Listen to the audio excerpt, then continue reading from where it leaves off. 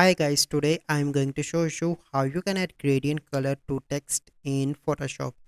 So the first step, you simply need to select an image and click on this tick icon and create a text. So I'm going to create a sample text. Okay, so let me make it a bigger. Okay, and let me place it here. So now I'm going to add gradient to this text. You simply need to click on layers, select this text layer.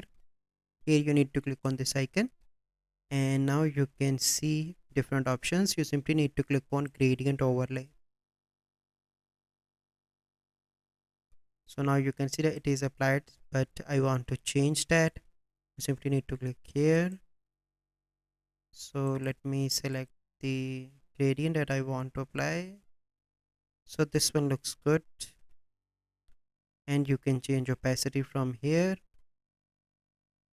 and this is the normal. You can change blend mode of gradient as well from here, and here you can see how it will looks.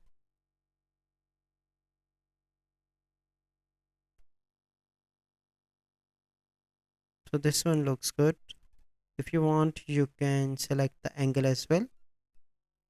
So now you can see that this is the easy process by which you can apply gradient to text in Photoshop.